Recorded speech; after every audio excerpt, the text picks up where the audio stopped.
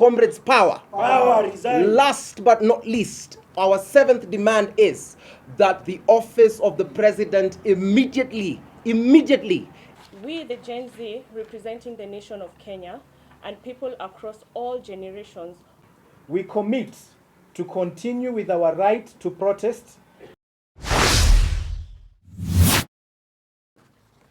Good evening.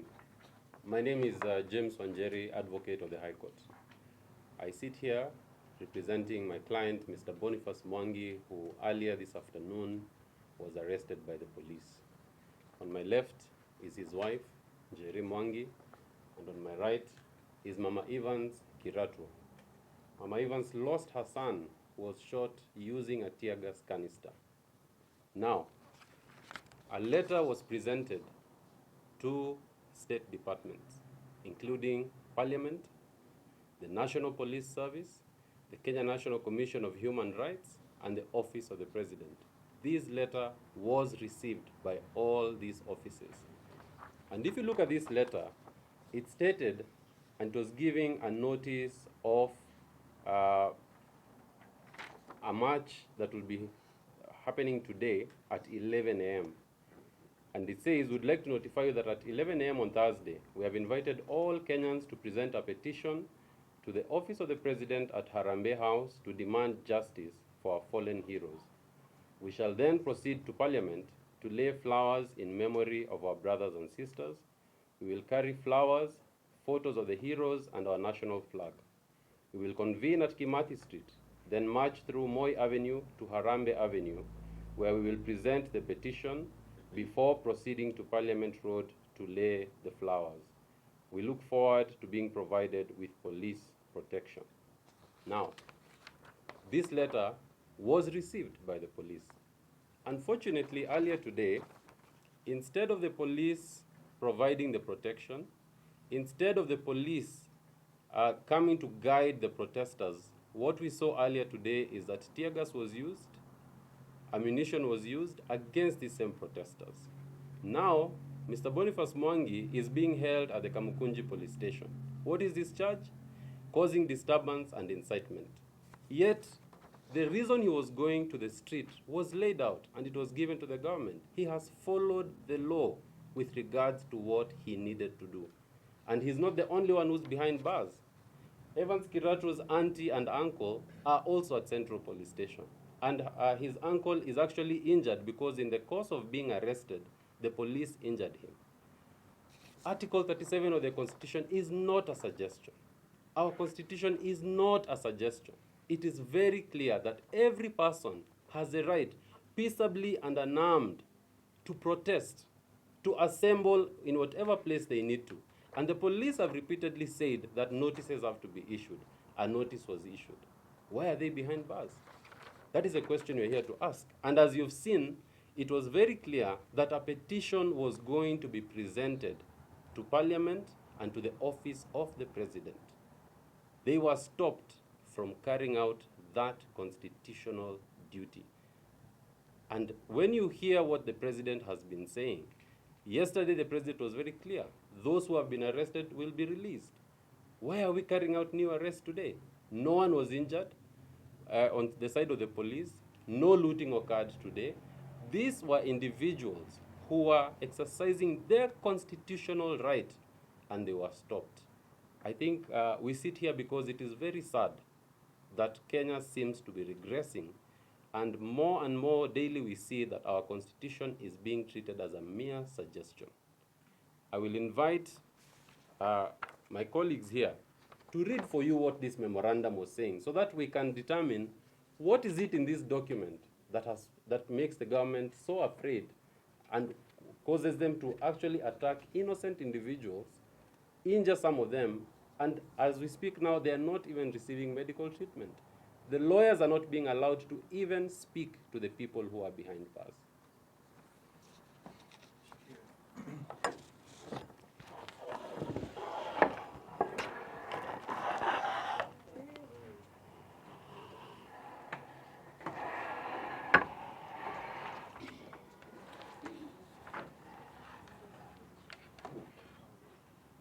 My name is Shakira Wafula. I'm an active citizen and I'm going to read the People's Memorandum to the Office of the President on behalf of the families of victims of police killings. The demand to suspend, investigate, arrest, and charge in court of killer cops in the wake of the ongoing Gen Z protests witnessed across the country. We, the Gen Z, representing the nation of Kenya, and people across all generations on this day, 25th of July 2024, being the 1-month anniversary since the senseless killing of young Kenyans when they occupied Parliament, do hereby petition the President William Samoei Ruto as following. We are shocked by the 60 killings of young Kenyans by police officers in the ongoing peaceful protests across the country, affirming that protests, demonstrations, and picketing are our guarantees under Article 37 of the Constitution of Kenya, 2010. Remembering that the protesters have time and again reiterated that they are peaceful and only exercising their rights and freedoms. Acknowledging the high costs of living and challenging economic hardships that Kenyans, particularly Gen Zs, are experiencing. We are perturbed by the lack of participation of Kenyans, particularly the Gen Zs, in key decisions affecting the country, including the finance bill and cabinet appointments. We are committed to bring change and fully participate in Kenya's democratic and governance process, and concerned that despite making available evidence of police excesses during the protests through various social media platforms, no action has been reported to have been taken against the rogue officers.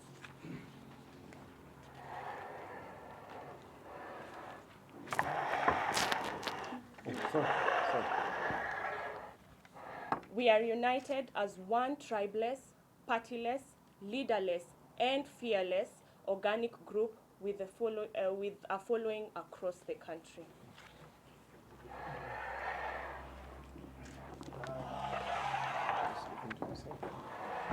The petition goes on to give the following observations to President Ruto. 1. Kenyans, led by Gen Zs, have come out in their millions to exercise their constitutional right to protest against the finance bill and other issues affecting the country all over. 2.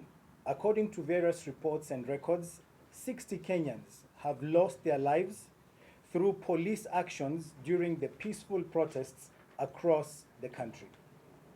3. According to preliminary investigations, including postmortems, there is clear and visible evidence of shootings of innocent protesters. 4. Further, other postmortem reports indicate the use of blunt force trauma as a cause of death. 5. IPOA is mandated by law to offer oversight of the police and in the event of any excesses to deal with rogue officers. 6.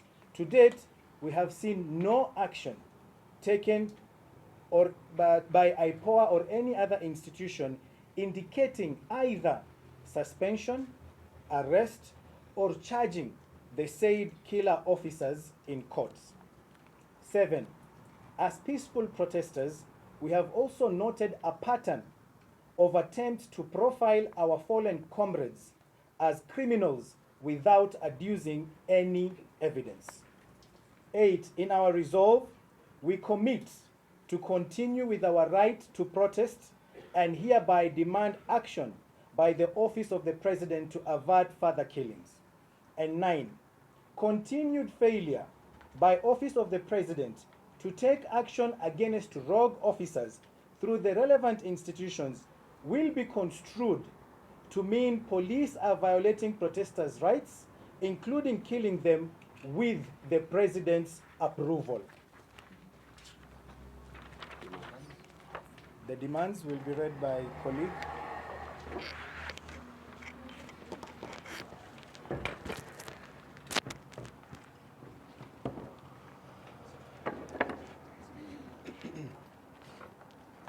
Comrades Power. Power. Comrades Ria. Ria. Comrades Ziggy Zaga. Ziggy Zaga. To the administration, we as the Gen Z movement have the following demands. With the above in mind, we hereby make these following demands.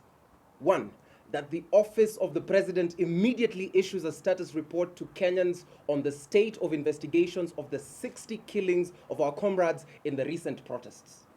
2, that the office of the president immediately confirms and shares with the public the official number, names, and details of comrades killed in the recent protests.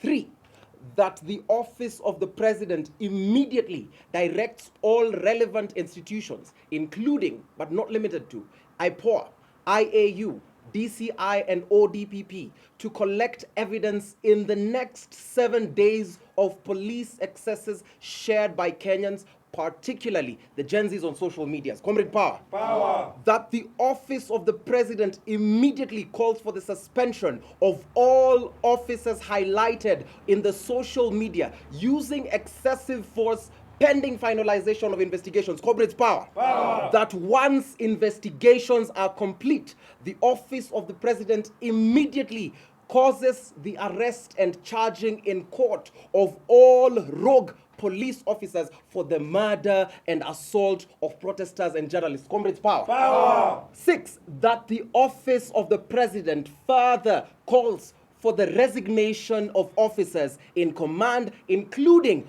OCSs of areas where killings were reported. Comrades Power. Power. Resign. Last but not least, our 7th demand is that the office of the president immediately issues stern warnings against any officer who will be found using excessive force in dealing with peaceful protesters. Comrades Power. Power. Comrades Ria. Ria. Comrades Akchu. Akchu. Thank you. We should remove the mask. Yeah, all the police should remove their masks. Watoe mask waone ni nani hapa. On this memorandum, we have names of the 60 people that have been killed. There's many others in this country that are missing. We don't know their whereabouts. We don't know whether they're dead or alive, and that's very concerning. I think of the demands that have been made, it is not ridiculous, it is not too much to ask, because as we've read, it is clear that the president supports. It is clear that the officers the state officers are okay with everything that's happening, and they are encouraging it. If there was any deterrent, we would not be seeing this much force. We should be seeing protection of protesters and protection of property as protesters march peaceably. The Gen Zs have been very clear, and they have even protected property of people across the country where we have seen that goons have been posted. So it is not too much to ask that let protesters, it is very clear what the demands are.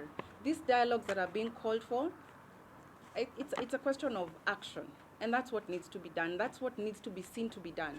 So let it be done, and let the people that are being held, including my husband, be released. Boniface Akech in Kisumu was also arrested, taken around Kisumu, and now he's lying in a hospital bed. We are very concerned about those who are also in Kenyatta Hospital, recovering from bullet wounds and others from blunt force trauma. We demand that these police officers who have caused this trouble, they should be arrested, and that the force that we've seen them using across the country, they should be held liable for it. Every cop, Yes. we are fighting for you. We are fighting for this country, and if we relent now, we're going to lose this country to these thugs that we've seen in power. So we have to stand together and fight for this country, because we are the only ones who can liberate this country, and the time is not tomorrow, the time is today, and the time is now. It has never been more urgent than it is, and if we don't save our country now, then they're going to take this country down, down, down, and we will have no country left. So release those who've been arrested, and not tomorrow, today. And if it is tomorrow, first thing in the morning, but we need them released with no charges whatsoever. Because what needs to be happening is, what has been read here is what needs to be happening. Yeah. Not tomorrow, ni leo. Leo, sasa hivi, immediately at the end of this presser. Unconditionally. Unconditional. Huyu ni mama wa Evans Kiratu, amongst the first to be killed when the first protest began. Majina yangu ni Hana Wanjira. Mimi ndiye mama Evans Kiratu mwenye aligongwa na tear gas canister the first day of the financial bill protest. Sasa ile tulikuwa tumeamukia leo asubuhi ni kukuja kupeana the memorandum, na from there tulikuwa tuwekelee maua kwenye watoto waliuawa na all that glow. But it was very unfortunate, maaskari walitutokea wakiwa na tear gas, wakaturusia tear gas, na right now venye ninaongea my sister ako ndani. Hata ukiangalia kitu ina thread, ameshikwa akiwa kwa gari holding the portrait of Evans Kirato, na kuna askari alikuwa amejaribu kumnyonga, na pia bwanake wameshikwa na bwanake, na pia yeye anaumia akiwa huko cell, bado hajapelekwa hospitali, hawajashughulikiwa. So what we are demanding ni waachiliwe immediately with no condition, hivyo ndio wapate haki yao, kwa sababu venye tulikuwa tunaenda kwa barabara tukiprotest, hakuna kitu harmful tulikuwa tumebeba. Ni hiyo picha ya Evans Kirato, handkerchief, maji na simu na bendera ya Kenya. That's all I can say. Thank you. If there are any questions? Mi yangu ni risasi yenye imetupwa leo na ilikuwa imepointiwa to protesters. Na mimi naambia vijana mtaani msitumike, kwa sababu tumeona wasee wenye wanabai vijana wanakuja huku chini, mnakuja mnaiba na tuna fight for you. Polisi mnatupiga risasi. Hii risasi ni ya leo. Unaona, watu wengi hapa hivi wamekuja, hatuna kitu chochote. Tuko na nini guys? Bendera. Tuko na bendera na tunakimbizwa. Makarau mnatuogopa ama ni nini? Unaona, hizo ndo vitu ambazo mnafahamu tuambie. Another thing, these rogue officers, are they from Uganda, Tanzania? That's why you don't want to show them ama what's happening? Because kumekuwa na a lot of speculations.